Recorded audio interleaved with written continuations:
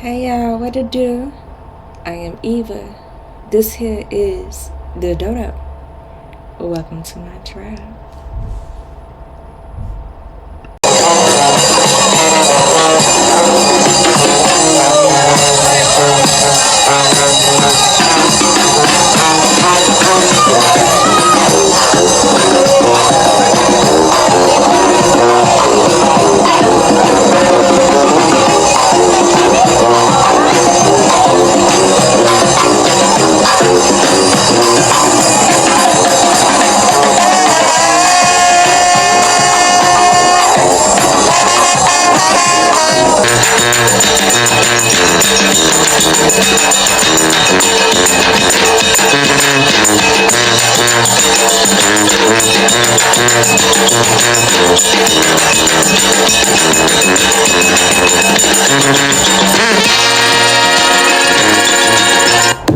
Around under one dome.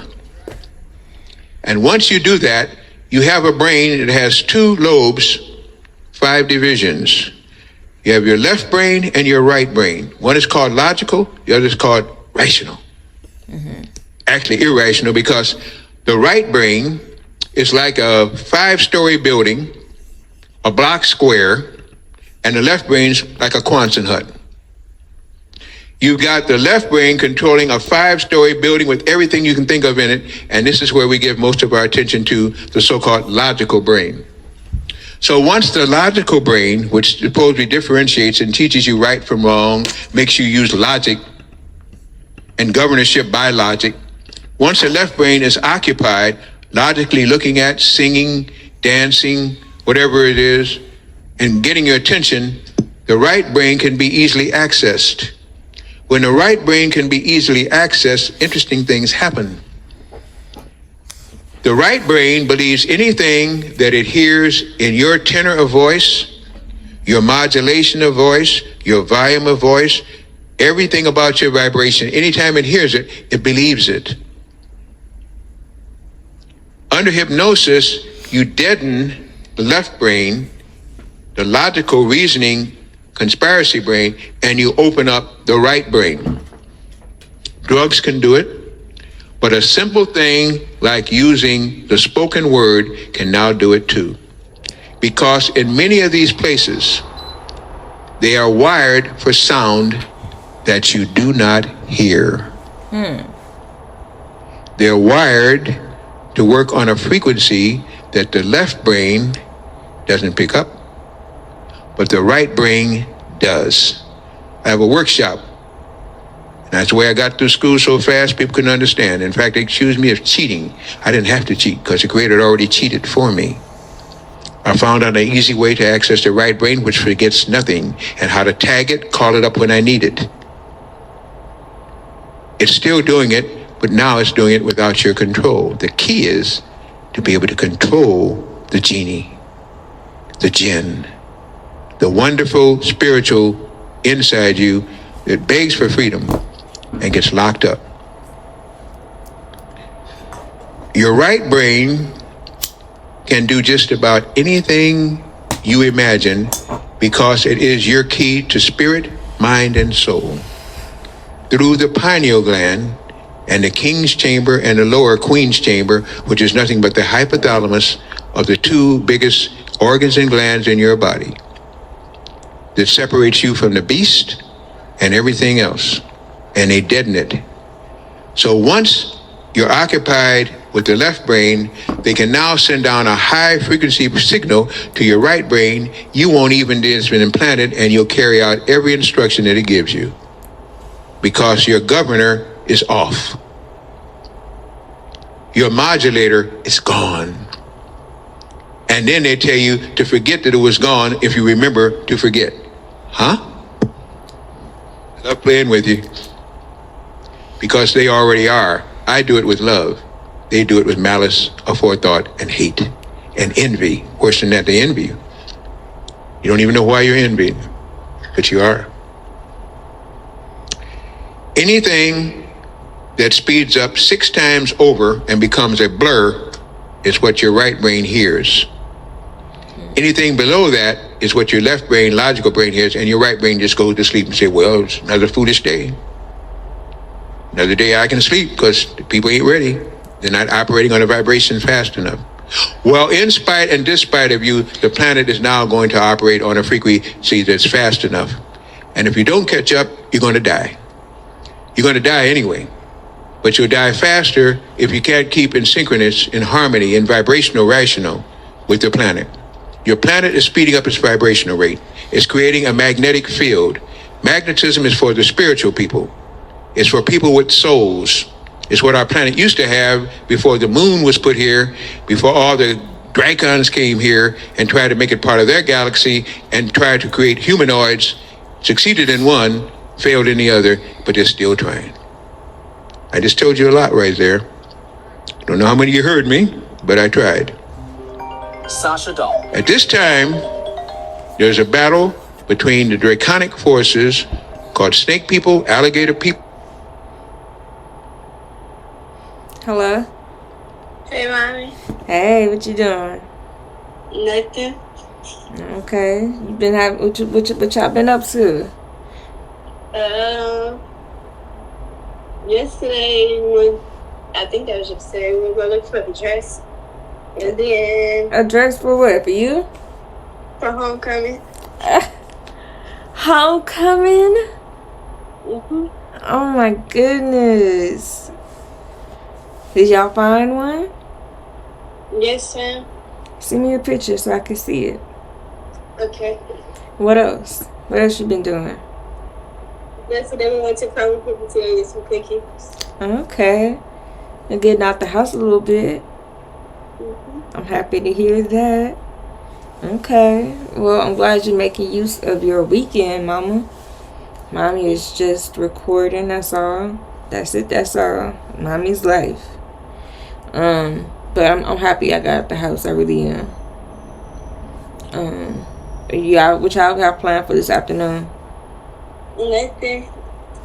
Okay. All right. Well, I won't take up too much of your time. What's Zoe doing? Sleep. She sleep already? It is 7, huh?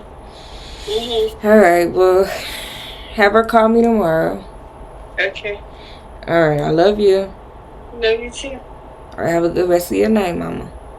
Bye. All right. Bye-bye.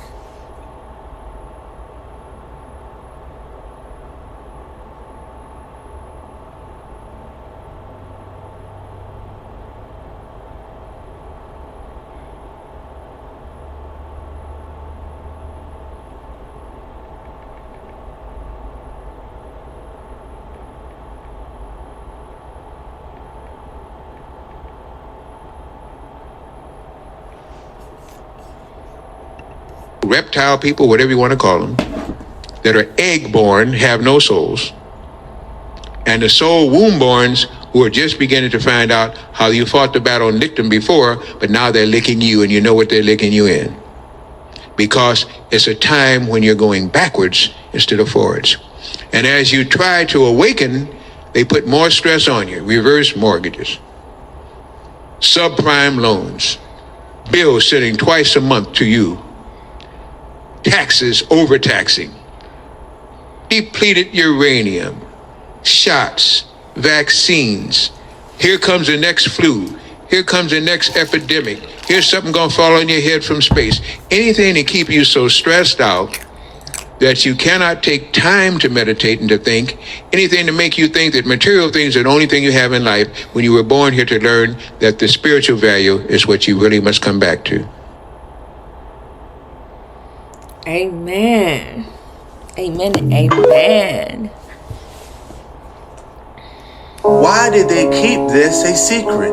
You have 3 seconds to scroll. If you have an Abrahamic religion, this could change your life. If you're going to stay, please proceed with caution. I respect and walk with all religions, but I am married to my mission, and my mission is married to the truth. This was about a man who was not an African man, but was born into an African kingdom. His people was different from the African people who lived in this kingdom, and they were oppressed by the African people who lived in this kingdom.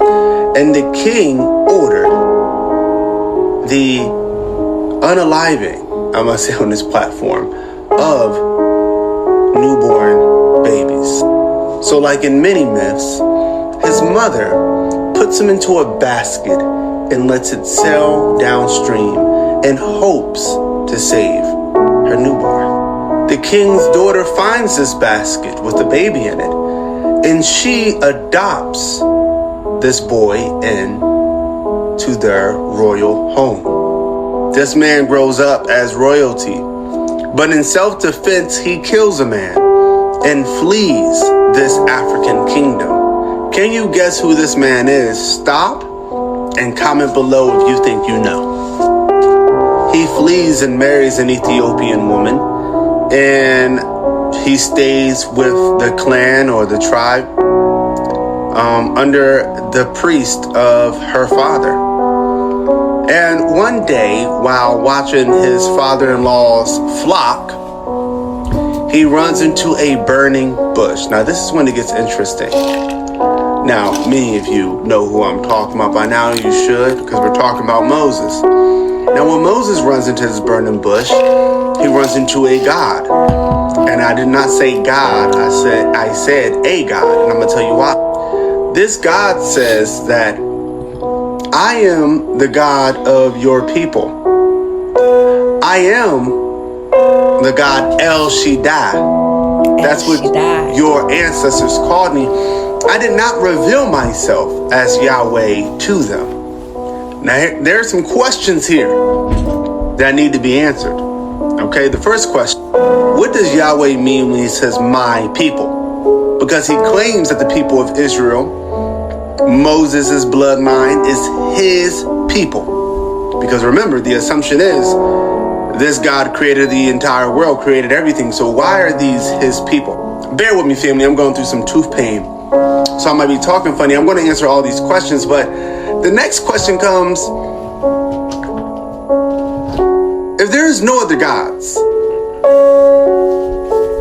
why does Yahweh feel compelled to explain to Moses that he is not only specifically Yahweh and specifically his God, and that they specifically belong to him, but on top of that, he needs to explain the God El Shaddai, who Abraham and many of your ancestors came into contact with, is me.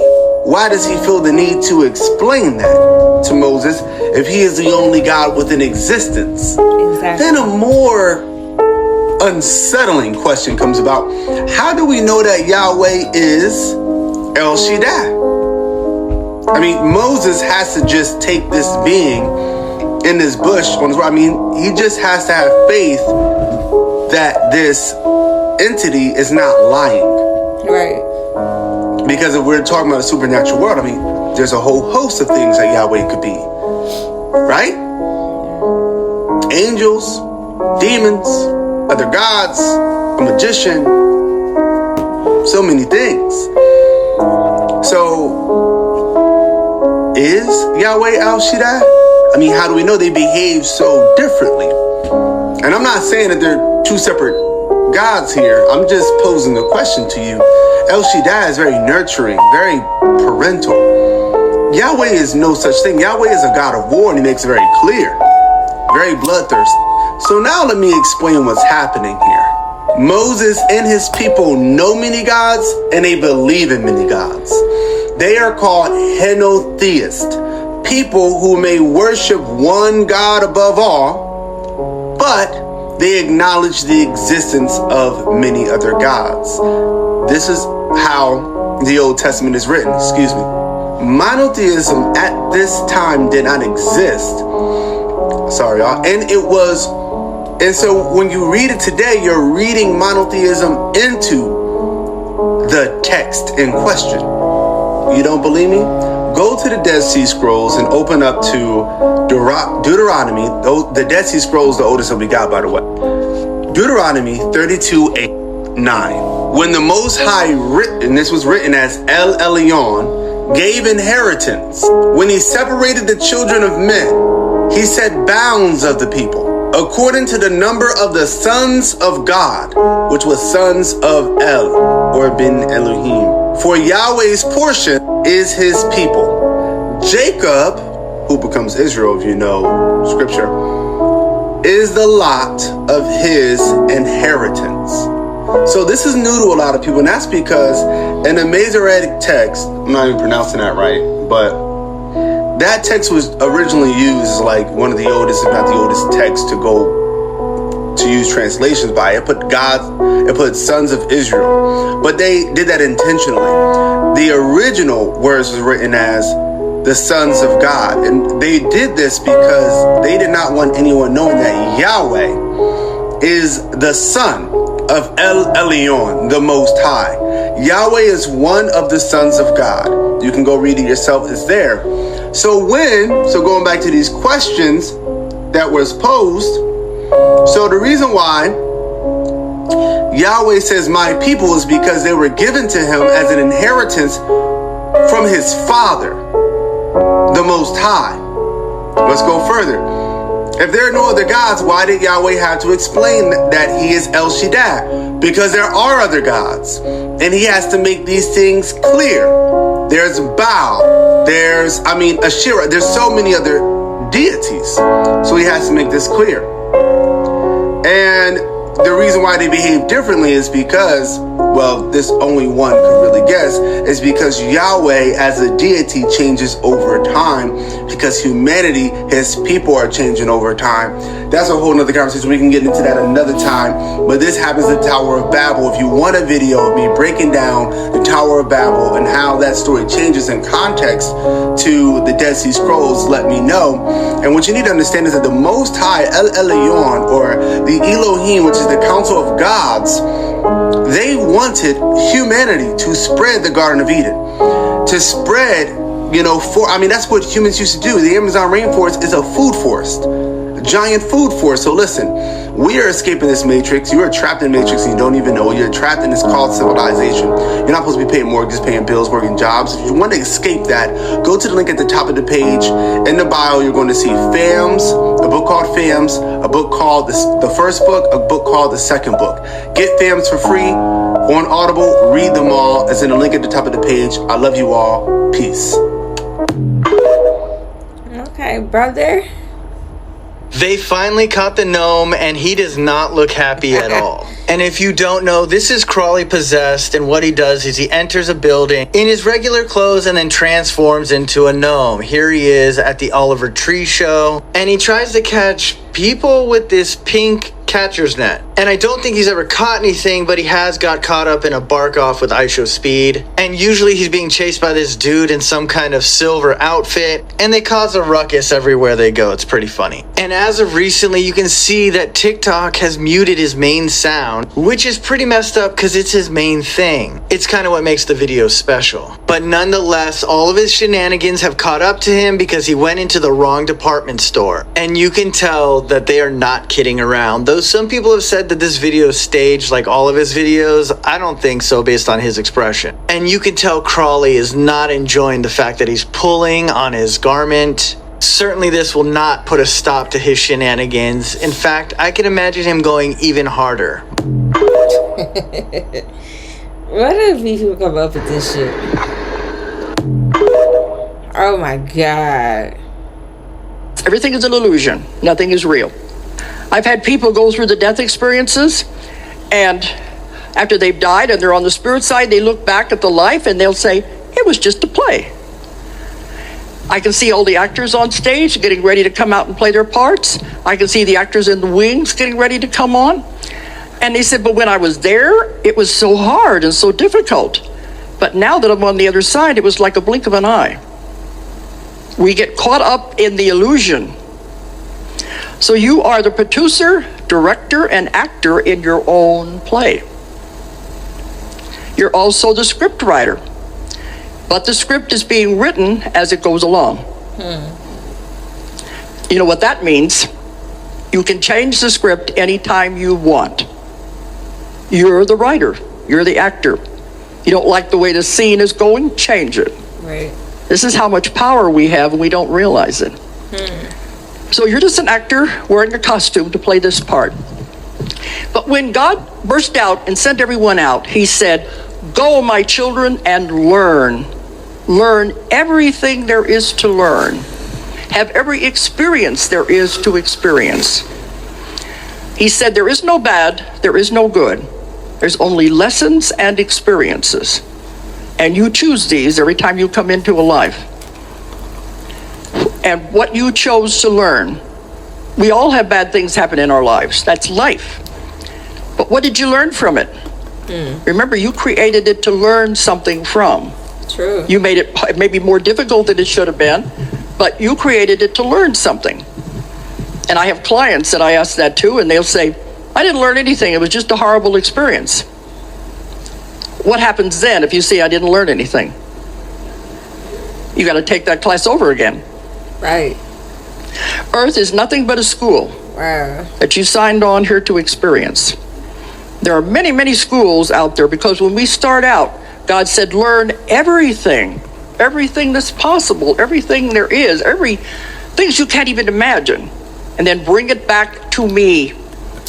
And when we're all done with all of our schools, with all of our lessons, we take all the information back, download it into the gigantic computer that is God, that is the source. I asked them one time, well then what does he do with it? He said, starts over again, recreating again. It was unending. But when you start on the schools, you go to other planets, you go to other dimensions, you have to know what all of that is like.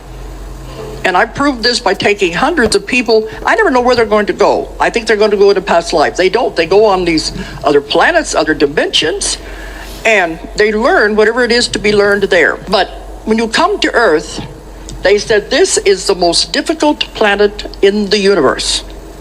It's the hardest. It's the densest. It's the heaviest. They don't want to come here. It's very, very difficult. They have a lot more fun on the other planets. And also they have a lot of fun on the spirit side. They'd like rather much better stay over there because they're learning a lot there. There's schools, there's all kinds of things on the spirit side. And I've written about all of these things in my books. But when they decide they're going to come to Earth and take on Earth's school, they're warned. This is going to be very difficult. You know this, don't you? Once you sign on for the Earth school, it's a long school. You can't get out of it until you are finished. You have to take all the grades, all the steps. You can't jump from kindergarten to college. You have to finish this class before you go to the next class. If you fail that class, there's no judgment. You just take it over again. And I've had many clients who are taking the same class over and over and over again. They go through maybe 4 or 5 lives with the same people, same circumstance, and they still haven't got it. You probably know people like that in your own lives. That is so true. I was watching this one YouTuber, and if you watch YouTube a lot, you know who I'm talking about. But they were saying about how karma works both ways. We think karma is something that helps regulate the world, right? It's something that if you do something bad, you're gonna get bad back. If you do something positive, you'll get positive back. And in one aspect, that is true. But karma is also a regulator of your consciousness and your awareness. See, we are put through different tests in life. And if you don't pass those tests, you have to keep on retaking it until you get the concept of what the test was actually about. Test is life. Test is situational. So if you went through life, and I'm going to give you a broad example. You got married. You had kids. But in that marriage, you did not pick up what the purpose of that marriage was. And if everything that you did in that relationship was wrong, guess what you're going to have to do over again? And the thing is, like for me, when my husband left me and I had to fend for myself, that was an automatic lesson for me. I immediately learned what I was doing was not working, because the end of my marriage did not happen. I will say it happened subtly in a point that I knew things weren't working. I just went through life though thinking that because we're married, we're bound to each other. And even if we're having hard times, I'm going to have to just deal with it. And it's going to eventually get better. But I didn't have the time. We think that we have so much time in the world. And when I tell people this all the time, we all on this earth are here living totally different human experiences. You can have 6 people in a household that are family. You can have 6 people in a household that are friends. But guess what? Every single person in that house is experiencing life in a different way. No 2 human experiences are going to be the same, even if you came from the same person. That's the beauty of life, right?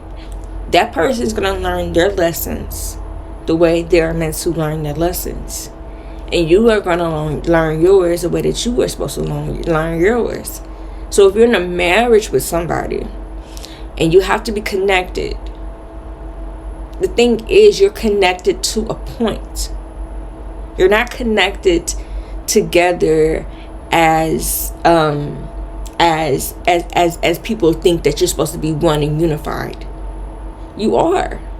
But guess what? You have your own brain. That means you think differently.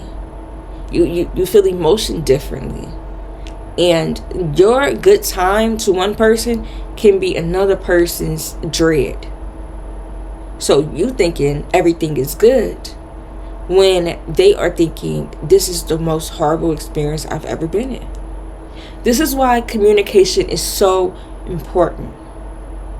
There are a lot of times that there are messages, verbal and nonverbal, that are happening that you're not picking up on.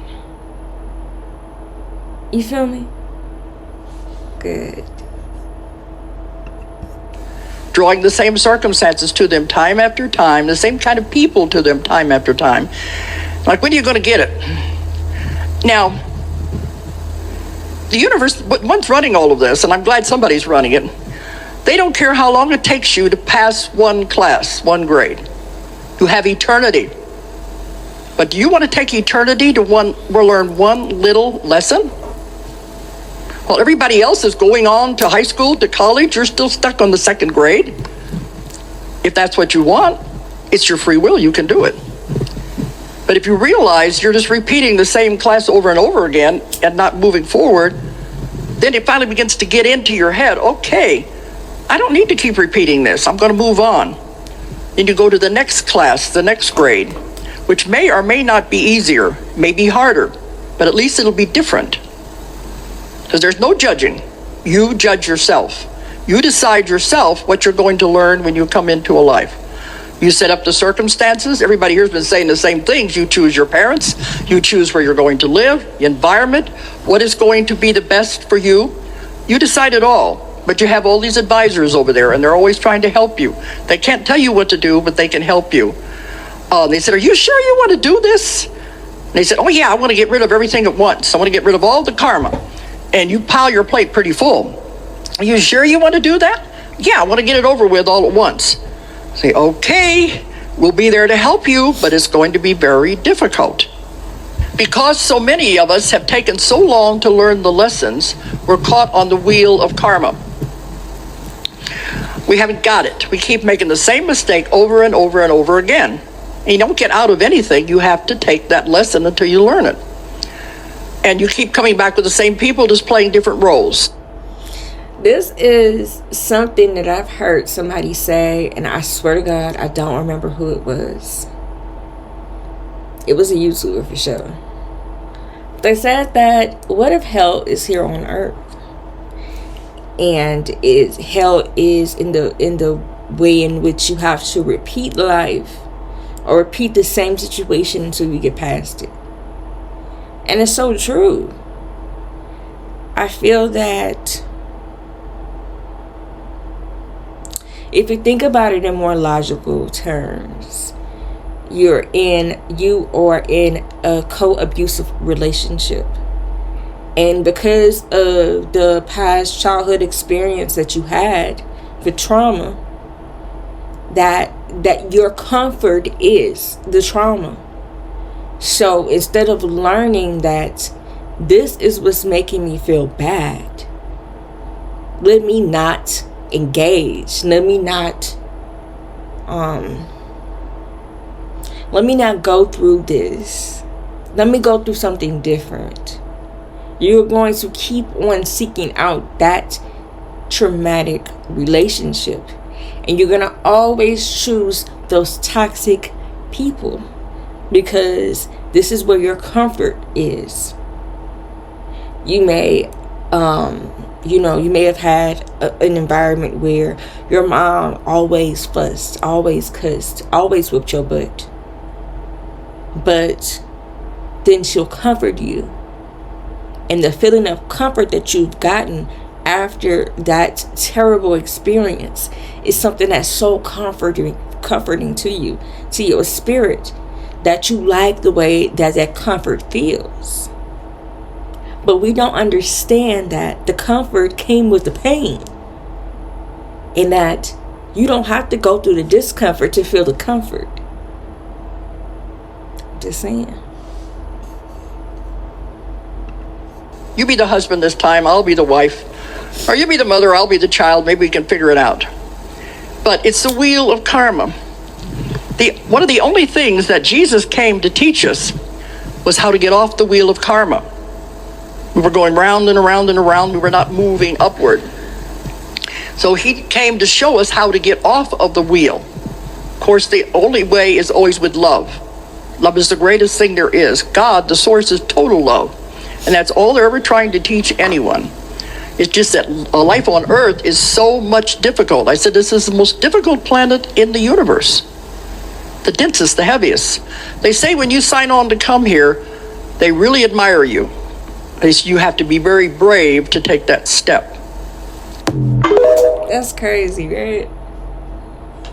I knew I was somewhere else. I knew I had died. I would say instantaneously, when I flatlined, I immediately crossed over into this other realm.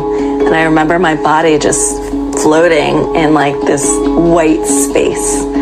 And I felt as light as a feather. I felt free. Yeah, it was pretty instantaneous for me. I remember 1 minute being in this world and the next minute being like, I died. I knew immediately. I was in this white space where I felt like I was formless, and I felt light as a feather. I felt free. And I remember feeling really free of the burdens of everyday life. Was there a feeling of panic at all? You know, like I've died. Oh my God, I've died. It was more, wow, this is so beautiful. Really? Yeah. You remember that? Absolutely. And was it one of those things where you were above the room? Like, where were you seeing? It wasn't like an out-of-body experience. I literally was in a whole other realm. So I was no longer in the physical hospital room. I was completely in another realm. I actually felt connected to my family on the other side, and I felt connected to the heavens. So there was no distinction of, okay, I'm dead and I'm in this other world. It was more, I just gracefully walked through this door and made this beautiful transition into another realm. She had a life-changing near-death experience during cardiac arrest when she was dead for 90 minutes. So Sherry, I know you said that in the moment, it felt like you did a life review. What does that mean?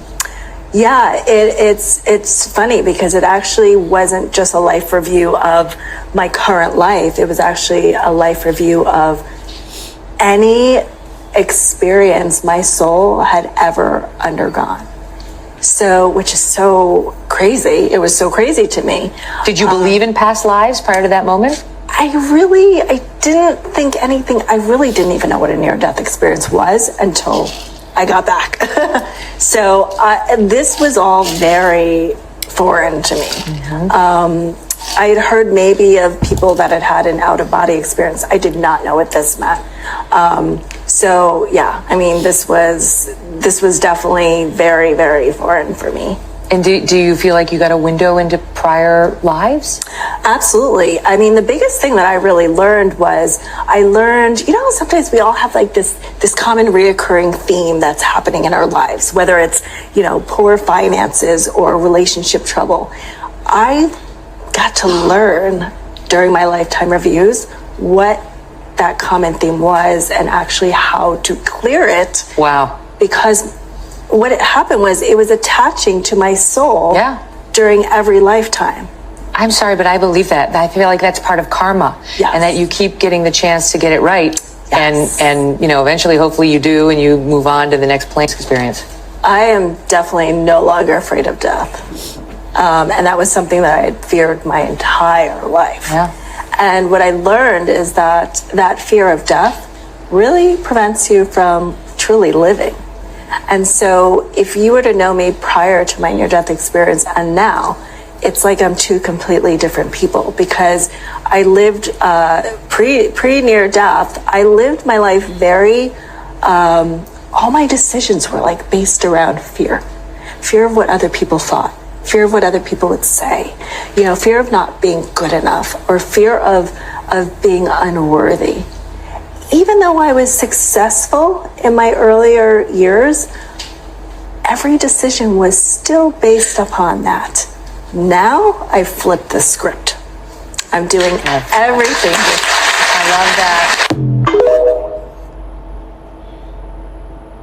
Is this what happens after death? This is what happens when you die. According to near-death experiences in several religions, the moment after you die, your soul will separate from your body. Your memories will fade as you will be pulled into a dark tunnel and drawn towards a bright light. It is said that within this light, you will sense your deceased loved ones, divine spirits, and an infinite amount of love. But what if you don't go towards that light? In one sacred myth, they say that the light is a trap for the soul set up by demonic forces. These demons, also known as archons, use the light to disguise themselves as your deceased loved ones, gods, and truth in order to draw your soul in. Once you are consumed by the light, they will use several different spiritual tactics to trick you to coming back to Earth. These demons do this because they feed on human suffering, so they need your soul to come back as many times as possible in order to harness and harvest your energy.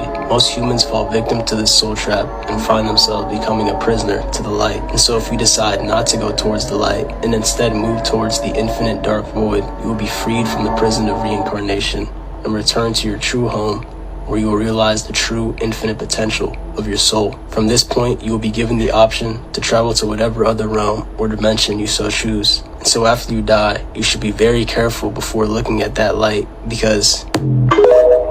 Oh, I never thought about it like that. My spirit form left my body, and I remember getting just so excited.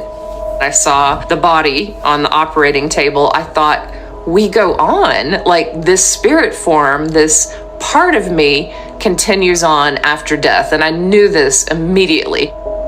It was almost like I was up in the corner of the room, and I had this knowing of my spirit form as this mirror image of my body, but it was light. It was composed of light.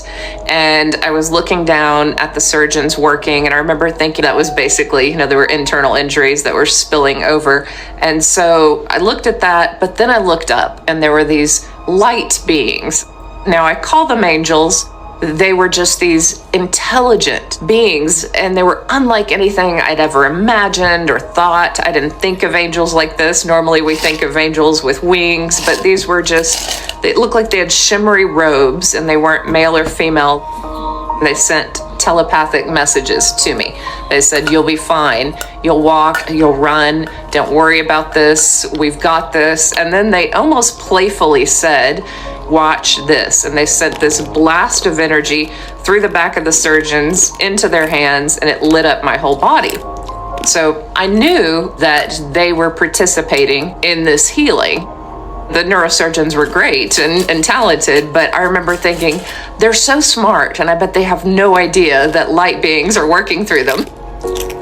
The experience felt real. It didn't feel like a dream.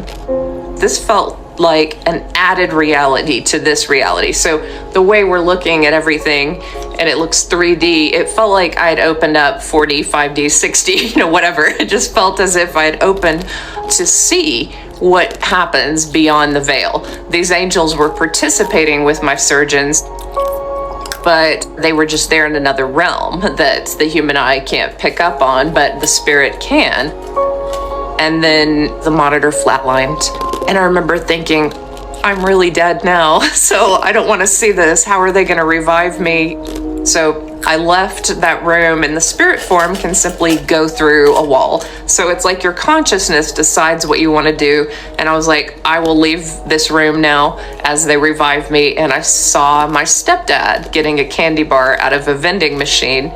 And I thought, that's funny that he eats candy bars, because he's always bragging about what a vegan he is and a health nut and, all these things. And later I asked my mom if she saw him get a candy bar, and she said that at that moment, her and my dad were on their knees praying, and they were certain that I died in surgery. And then he came back in with this candy bar, offered them some of the candy, and made a joke. And I was like, well, I was dead at that moment, Mom. That's the moment that you felt I was dead, and I truly was. But I had no fear. And then I flew into the night sky, and I remember, like, we all want to fly. If you've ever had a lucid dream, you want to be a bird, you want to fly above everything, and you want to see the world. And that's how I felt. I felt as if I was just floating in this beautiful night sky, and I began to feel this connection to everyone I had ever met. Sometimes near-death experiencers talk about a tunnel that they go down, but I was in the night sky, then very quickly I was just in the stars.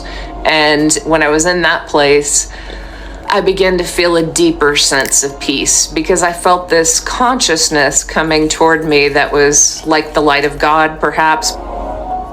It was a light that was full of intelligence and peace and joy. These messages started coming toward me, and the messages are very simple. One was, love is all that matters. It's all that we take with us when we go. The other was, remind them to go to nature. And then I started to see little images of myself playing as a kid in nature and how happy I was. And then I thought, okay, maybe adults get too serious and we need to go play in nature more often. And then that light, I call it the light of God, showed me more of my life. There were some elements that I didn't like as much. They weren't the parts that most people would judge me for. It wasn't the drinking or the partying. It was when I judged people and when I was rude to someone. That's what God showed me was not right, because I wasn't looking at the heart of people. I wasn't looking at who they were inside. I was judging them based on where they went to college or what clothes they wore, or if I deemed them cool enough to be my friends. And there was this one couple I worked with who actually prayed for me. They knew that I was depressed, and maybe they knew even that, there was something that they picked up on, that their hearts went out to me. So they kept me in their prayers. Maybe they were even a part of why I didn't die with that suicide attempt. Their love was an observant love, but it was a love that participated in my life. And I saw, I missed out on some really good friendships because I was superficial and judgmental and lost in my own pain and darkness instead of looking at people around me. And I was like, I'll never do that again. And I'll always look, I promise, into the hearts of people. And that was my big lesson in the near-death experience. And then everything transitioned into this beautiful landscape where there's a quote that I love by Thomas More, and it said, "There is no pain on earth that heaven can't heal. And what I felt like is everything that was dead was now alive. So my grandfather showed up and he looked beautiful. He had died in his 70s, but in heaven, he just was glowing with light.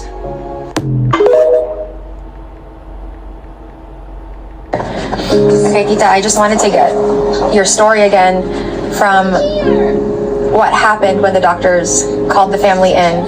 And you said something yesterday that I cannot stop thinking about. What happened? It wasn't a dream, right? Like you felt like it was real. You really feel and believe it was real. I was in this beautiful, the skies are just massive, white, floating. It's like a snow, but I can't see, but it's so light. It's just so peaceful. And then I saw myself in the garden walking. This painting that I painted a while back, and I painted a garden. And that garden, that painting that I painted, that's where I was walking. Like not a single worry? No. Is it like a peace that you've experienced on earth before? No. Yeah. And so I know that God is speaking there. Because I used to sing the song, He walks with me, and He calls me, I am His own. I'm sorry, Mr. Child. I want to tell you about the time that I went to get my wisdom teeth removed and I died. This was about 20 years ago, and my wisdom teeth started to come in, and they were impacted, and there wasn't enough room, so they were basically just chewing up the gum, honey. It was terrible. It was painful. It was nasty, and they had to go. My insurance at the time, gave me a list of doctors that I could choose from that could do the surgery, because my dentist at the time was not an oral surgeon, so I had to go find somebody else, and they wouldn't recommend anybody to me either. So I ended up in this older dentist's office. Really lovely man, but he worked in the School of Dentistry. Now I laugh there because I don't know if this is still a thing, but if you are in Baton Rouge or in around Baton Rouge area and you need dental work, when I was pregnant, we were modest people. My ex-husband, he had just got out of active duty military into more of like reserves. And then he had like little jobs here and there, but he always had a hustle, but we didn't have much, so we always lived modestly. And when I was pregnant, I had to get dental work, because a lot of times when you're pregnant, more of your blood is circulating through your gums, which gives problems to people that has. So let's just say like you have cavities, you have whatever. When you're pregnant, it's more amplified. The damage to your teeth are amplified, and the pain is amplified. And so I was always in pain for my mouth, and I was already high risk pregnancy, so I couldn't go without getting my teeth taken care of. And we always went to the LSU School of Dentistry, because the students made it to where it's affordable. It's like a sliding scale fee, and then I think you pay by the amount of money that you have or whatever. So if you need to get dental work done and you don't have very much money, but you still need to get your teeth cleaned, you need to get fillings or whatever it is that you need to get, you should be able to go to the nearest school's hospital, and they should be able to give you some resources on getting dental work done. If you know, you know, right? I was not disclosed to that any students would be working on my mouth during this surgery. I was only introduced to the doctor, had my x-rays done with him and his dental assistant, never met anybody else. But apparently, when I was put out under anesthesia, he brought in some students to do my extractions. And I'm not saying that's a bad thing. I think you should disclose to your patient that, no, this is going to be the school's students will be working on you and not the actual doctor of 20 plus years. But I digress. Anyway, so they're pulling out my wisdom teeth. I'm happily asleep at this time, but my mouth is small, right? And what they tell me afterwards is that because my mouth was so small, it took them longer time to get the impacted teeth out on this side. So when they moved onto this side to start working on the lower, I started to wake up because the anesthesia was wearing off. So in order for them to be like, oh no, we got to finish doing this other one, they gave me more anesthesia. And in the process of doing that, I stopped breathing. That was, she's gone. Oh, why? Oh, why? Now, me happily sleeping, like, I'm on an adventure, honey. I am in this bright white room that is just pristine. Think Harry Potter when he's meeting with Dumbledore, right? In the afterlife, right? I'm happy. And in this room, I see this woman, I feel a female energy. I don't see her face, but I know she's a woman. And there is nothing but love coming from her. Like, I am just held. I've never been held like that before. Just overwhelmingly just loved. And in the process of me meeting this spirit, I then realized that I'm surrounded by spirits. And these are some people that I can recognize, like my grandmother. Some people that I know, like I feel like I know them. But I can't give you a name. Like, I can't put the name to it, but I know them. And it was just like this beautiful experience of being loved on and gifted things. Like, they would touch my forehead and be like, ooh, what was that? Oh, I see that now. It's things like that. So when I eventually woke up, when they revived me with the tube down my throat, I had stitches down the side of my mouth because they ripped my mouth open to try to remedy the situation. I wasn't alarmed. I wasn't upset. I just felt so at peace. Like, I had gotten so much out of that meeting, that dream, right? Because it's still not registering with me that I had died. Still not registering. Not here at all. Not here at all. I am really still processing it as, you have a very vivid dream. And it wasn't until my follow-up appointment for them, the doctor himself, to check my stitches and see how the healing was going, and for him to actually disclose all of the details to me, then did it click as to, wait a second, that very vivid dream wasn't a very vivid dream. Wait, what did they give me? What did I get? Oh wow. And what I have learned and what I understand now, those gifts that I was given, they didn't give them to me to be active immediately. They gave them to me so when I would get on certain parts of my journey, they would activate within me on their own. And I mean, that was told to me by my grandmother in a dream. And it makes so much sense now that, you go back and you process all of that stuff. But what I will say is that dying, having that experience, being held, feeling so loved, knowing that type of love exists, was the thing that helped me move forward in my life and to heal the traumas and the things that have gone awry for me. It helped me that when my skills, my gifts, my abilities did return in a very big way, when I could see spirit, when I could see colors, when I could see shadow, when I could hear audibly hear things, the strum of a guitar, as if the guitar is right here being played beside me, to hear a woman laughing in my ear and not be afraid of it, because I understood the bounty of love that those giftings came with. And I remembered having those giftings before, when I was a little girl, before I turned them off.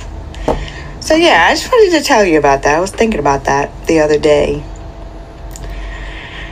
Death is not something for us to be afraid of. I'm looking so forward to that reunion again, to being that beloved and honorable ancestor on the other side that assists and helps the family. But don't be afraid of death. Don't be afraid of it. You're just gonna come back. I love that. I love that. And I closed my eyes and stopped trying to breathe, and I went unconscious. I was an atheist, and I knew that when you die, it's just over. It's like the big nothing. And very rapidly, it got brighter and brighter and brighter. I also realized we were not on the ground anymore. We were moving upward, straight upwards. Crazy. So that's a good question. I have multiple NDEs. There's one specific one that's super near and dear to my heart. But before I get into that, I want to talk about near-death experiences in general. So a near-death experience, why I say that's part of someone who is spiritually gifted is because it allows you to eliminate the fear of death, okay? It also brings you into a more euphoric state just about life in itself.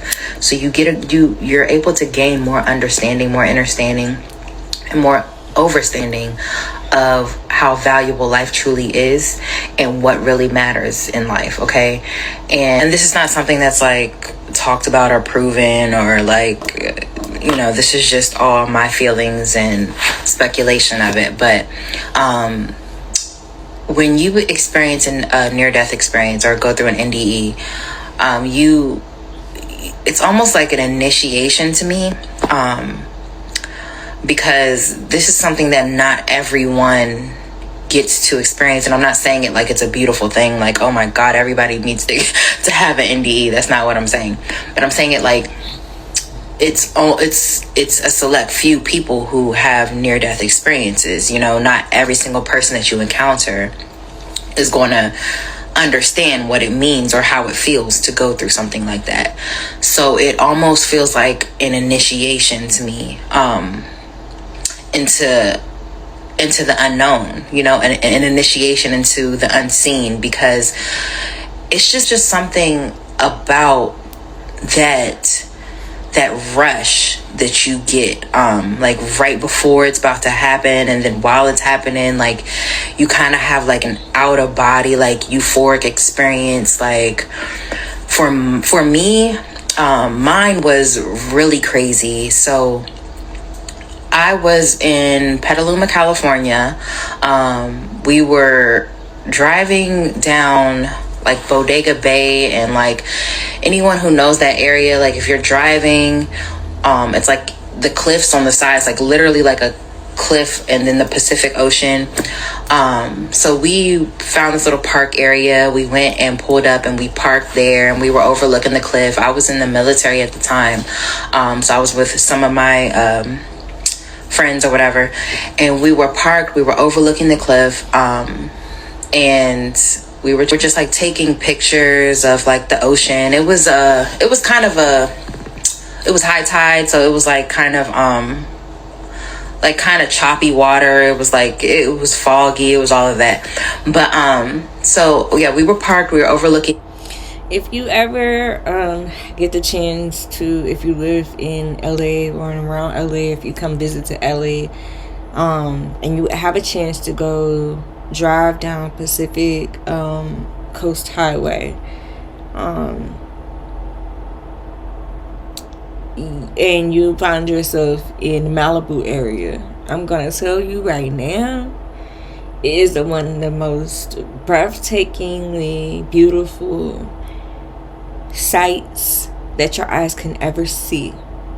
Because I'm a very visual person, and like, for me, living somewhere that is aesthetically pleasing makes my spirit feels safe. Like, you are able to see God's beauty right in front of you, to the point where I live by the mountains, and I love living by the mountains because anytime I go outside, I can see the mountains. And so, but the thing about it is, they don't have that many rails. Like, you'll figure out, like, when I first moved to LA, I was working a job where I had to deliver weed. And there are places in LA that have hills. And when I say have hills, the hills are like mountains. And there are a lot of places, especially East LA, where you're going to go up a hill and they're not going to have any sides. So while you're taking in all of this beautiful scenery, you're also fearing for your life. In the water and all of that. And what happened was, I was in the driver's seat, and I was in a Nissan Xterra, and that car ended up having a recall on the brakes. But I was in a Nissan Xterra, and I was going to put the car in reverse to like back out to leave, but the car started rolling forward. And then I had some of my friends in the car with me, and I had my seatbelt on. So the car is rolling forward. I'm like pumping the brakes, like hitting the brakes. Then I try to pull the emergency brake up. Nothing is happening. Like, it was just like a surreal experience. So then my friends were like screaming. They're like, put the car in brake. Pull the brake. Get out. So they start jumping out the car. And then once the last person gets out the car, like, I'm getting out the car too. I'm trying to do it all at once, but everything is happening so fast for me that, like, I'm not able to get out in time because I had my seatbelt on. So the car ends up going off the cliff, and it ends up like going off the cliff. It's a nosedive. It's a 75-foot cliff. It goes off the cliff and nosedives. It goes straight down. It hits like the side of the cliff, and then it flips, and then it lands smack in the Pacific Ocean, in between two boulders, and it starts to sink underwater. So I'm like, I'm about to die. You know what I'm saying? Like, literally, like, I'm just like, okay, this is it. Whatever, sayonara. You know, I'm laughing now, but it's really not funny. Basically, then the car starts to go underwater. I'm immediately submerged completely underwater. I'm like, somehow, I don't know how the seatbelt, like, I think the seatbelt was coming off when I was going down, like, the cliff. I can't really remember. Everything was happening so fast. Like, it was just so crazy. But the seatbelt ended up coming off, and then I get up and I'm like looking around. All I see is darkness, like black, like in the ocean, like the car is sinking, like literally sinking underwater. Okay, so all I see is all black, dark, the ocean's cold. And then I start like kicking, like, because I'm underwater, so I'm holding my breath. I'm like kicking the door, kicking the window. And then the window and everything, the door just completely opens, like, and the window just like falls and shatters. It's weird. So the door opens and the window shatters, and I think it's because the window, it was right next to a rock, so I don't know if it hit it enough to where it shattered. I have no idea. Like, when I say this is like the most surreal thing that ever happened, like, it's, I can't even explain it, but I'm going to insert all the proof here, okay? But yeah, so then it just opens, and then I see a light, like a literal light, come down into the car, and I swim out. Like, I lost my shoe at that time, so I had like one shoe on, and I swim out, and I'm swimming through the Pacific Ocean, waves and all that shit crashing.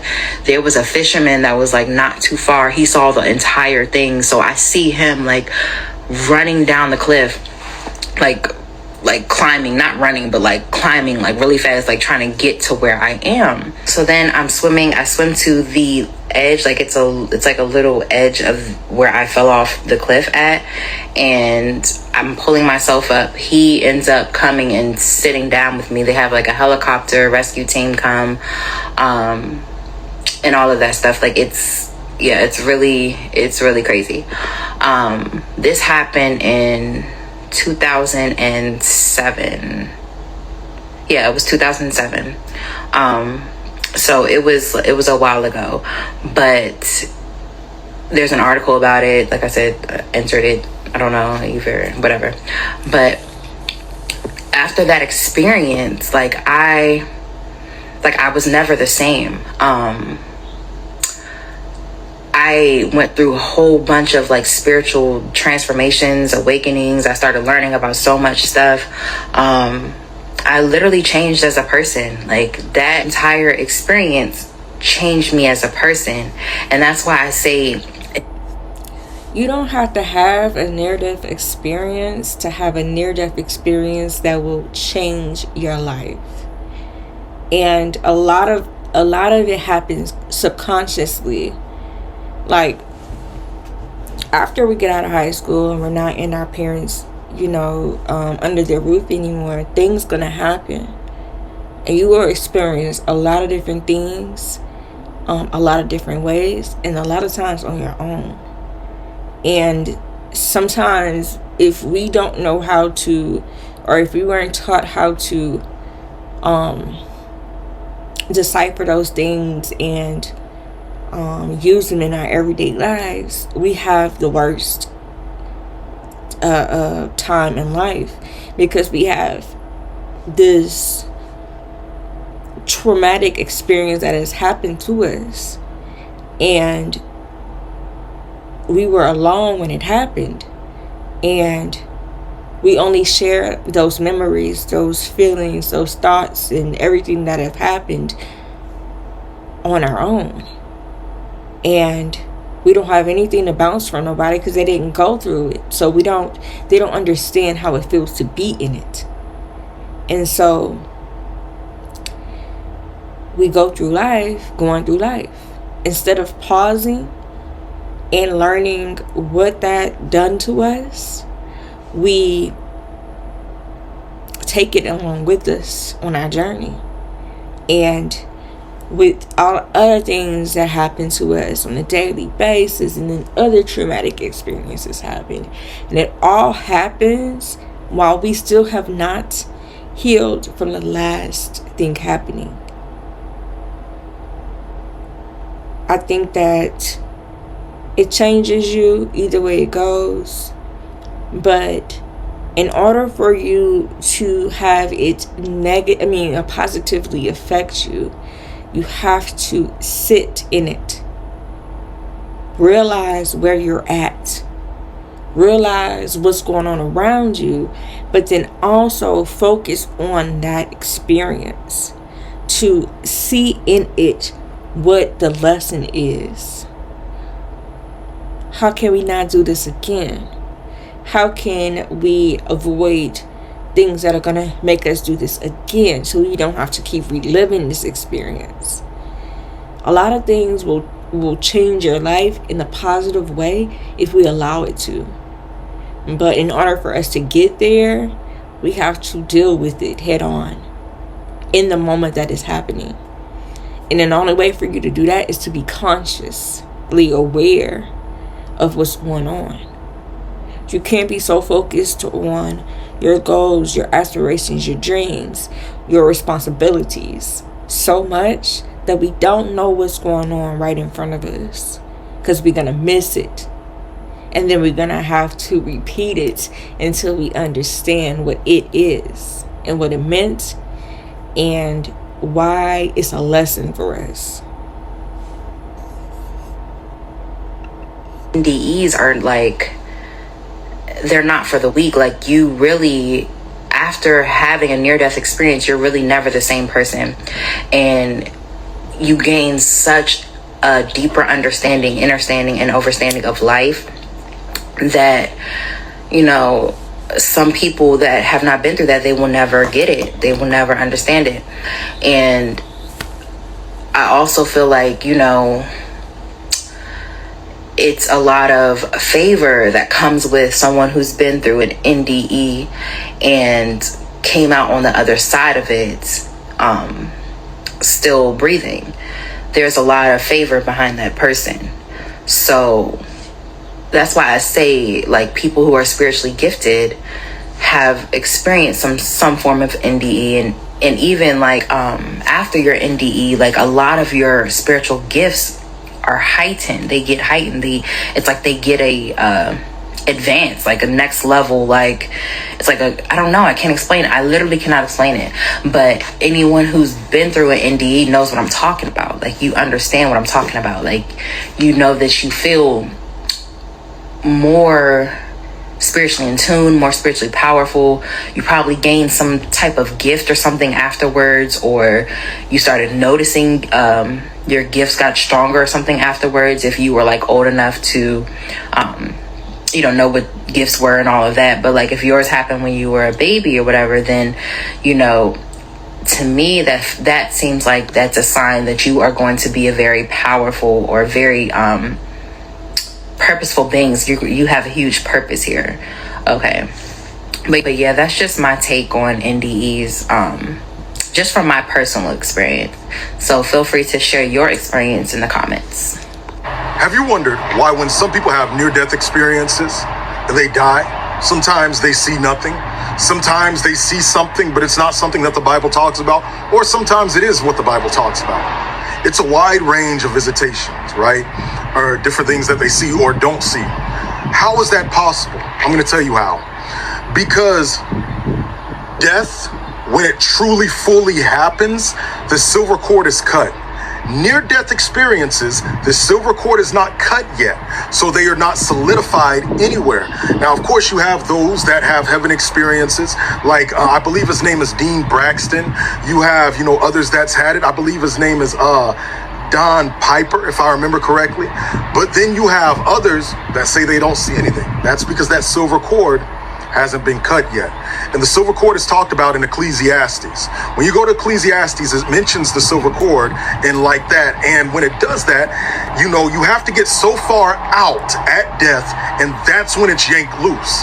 If you have a near-death experience and you don't get that far out, then you're not going to die fully. This is why in certain near-death experiences, you will always hear the term, don't pass this mark, don't go past this, don't go past that.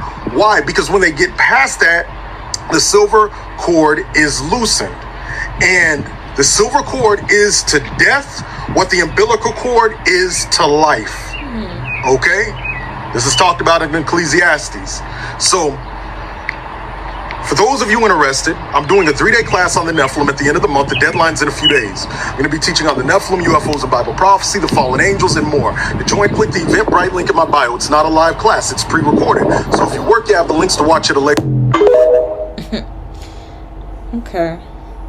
Here's why some people experience heaven and hell during a near-death experience. I've been a firefighter EMT for about 7 years now. I'm around a lot of death, and I had the opportunity to talk to people who had near-death experiences. The one that sticks out to me the most is this woman that we were able to bring back. I had the pleasure to ask her questions about her experience, and believe it or not, she was actually pissed that she came back. She felt all the pain and suffering from her body that she was trying to escape from. She enjoyed the feeling that she felt when she was finally free and connected to the universe. She said it's a feeling of pure bliss that is hard to truly describe in words. It's just something you have to experience. It was both peaceful and joyful. She realized that death was not something to be afraid of, but to embrace. It is not the end, but only the beginning. Now, everyone's near-death experience is going to be different. We all go somewhere we believe we deserve to go. Whether that be a form of heaven or hell, it's what you make it consciously. Some people experience living in a happy, dreamlike state with past relatives, while others experience nightmares and relive past traumas. And this is all credited to the massive amount of DMT that is dumped during death. Your consciousness is stuck in a dreamlike state where you constantly replay all the memories you accumulated through this life. Some people will come back because they still have a purpose to fulfill in this particular lifetime, while others move on to another life or become closer to the source. At the end of the day, we are infinite beings living a temporary human experience. I love the way he described that. Going to heaven. You're going now? Yeah. I like to wait. You like to wait on what? You're waiting on heaven. It's pretty. They're so pretty. Tell me about it. They're waiting. They're gonna call respiratory to come, I guess, disconnect her. That way we can get her back on the They're gonna. regular. Then I can bring over. They're waiting to wait over heaven. Who's and waiting? Heaven. Who's waiting? Yeah, I'm waiting. They're fixing to open the gate for me to go in heaven. I love you. I love you. I love you, Larry, and I love Kevin. You're so pretty, all, And I love all my grandkids and my great-grandkids. They're all so pretty. So what? And I want them to all come up here with me. They will. And they gotta wait. I love you. I love you, Gina. I love you. I want you to. I want Larry to be there. I want Larry to be Kevin and me and all the